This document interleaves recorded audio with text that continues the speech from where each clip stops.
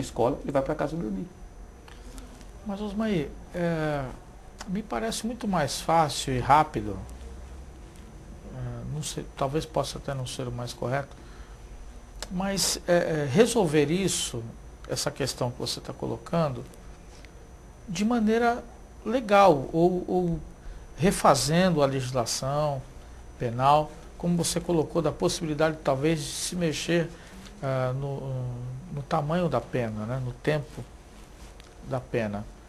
Porque se nós formos esperar o Brasil, o país, mudar, ter o conceito de que precisamos formar o cidadão na escola, precisamos dar a ele direito à moradia, saúde e educação, não sei, isso no Brasil ainda parece um sonho, porque nós estamos aí terminando, estamos caminhando para o 7º ano de um governo, sem crítica ao político que seja, porque não é o mote do programa, mas onde se buscou muito mais dar o peixe do que dar a vara, né? Uma política muito mais assistencialista, que forma trabalhador, mas não forma cidadão, mas não forma o cidadão na essência da palavra, né? Com toda aquilo que ele precisa ter de valores e de discernimento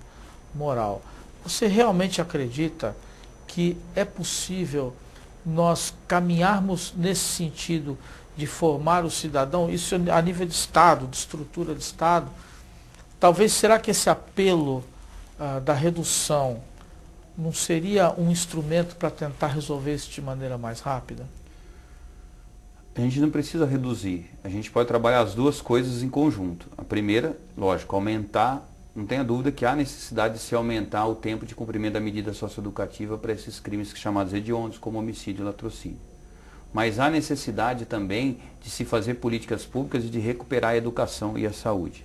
Só um exemplo, a culpa não é só do governo, a culpa é minha, a culpa é sua e a culpa é da sociedade.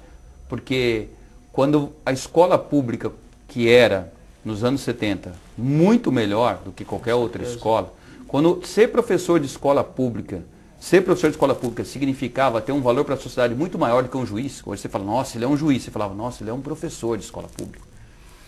Ela foi caindo, né, nessa situação que ela se encontra hoje, e a primeira pergunta que eu faço é, se você tem condições financeiras, você obriga a escola pública a melhorar ou você coloca seu filho numa escola particular? Você coloca seu filho numa escola particular. Minhas filhas estudam numa escola particular. Agora, se a minha filha estivesse numa escola pública, eu estaria exigindo muito mais como pai do que eu exijo numa escola particular, e o outro pai também, e assim aqueles pais que têm uma condição melhor, uma condição que eu falo é uma condição cultural melhor, porque estudaram para poder exigir, do que aquele pai que chega lá e a escola fala, olha, seu filho não tem condição, ele tem que ir embora, assina aqui. Mas meu filho tem direito de estudar. Não, não, assina aqui. E ele assina, porque ele não sabe que o filho dele tem o direito de estudar. E ele assina e vai embora. E o filho dele vai para casa. Aí quando ele chega num ato infracional, por que você não está estudando? Ah, porque a escola falou que eu tinha que parar de estudar. Mas como a escola falou que você tinha que parar de estudar? Ah, porque meu filho dava muito trabalho, ele brigava. Então, a gente não recupera, a gente não busca recuperar aquela família, a gente então exclui.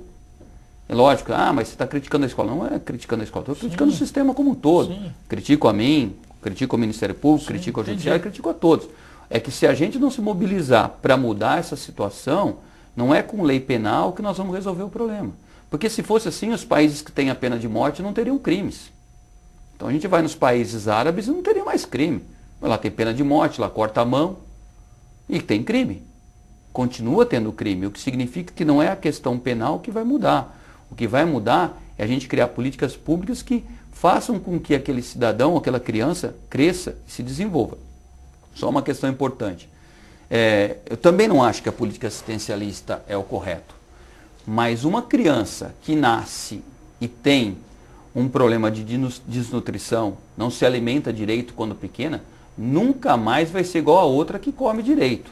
O que significa que ela não vai ter o desenvolvimento mental idêntico ao do outro. Então, na escola, aquela criança não vai conseguir acompanhar.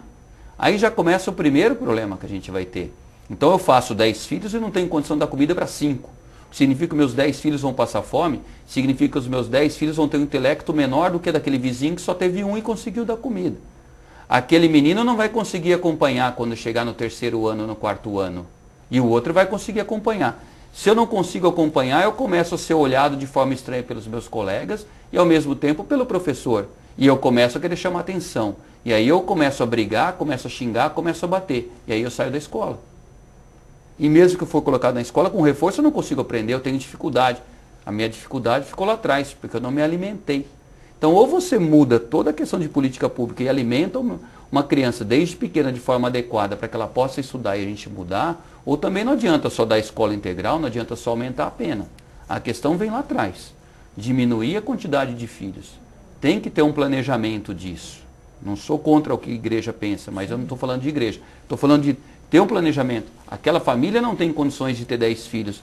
Você tem que conversar com aquele pai, com aquela mãe, que existe alguns métodos para ele evitar o filho e ele fazer 1 ou 2. E que ele alimente adequadamente aquela criança nos seus primeiros anos de vida, para que mais tarde ela não tenha consequências graves por causa de desnutrição que ela teve quando era pequena.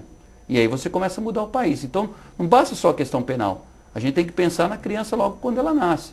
Crianças que não têm acompanhamento durante a gestação já estão com problemas lá na frente. Então tem que ter pré-natal, tem que cuidar da criança, o Estado tem que ficar atento quando nasce uma criança para ver se está sendo alimentada ou não. Eu acho que aí você começa a mudar. E aí tira o foco penal.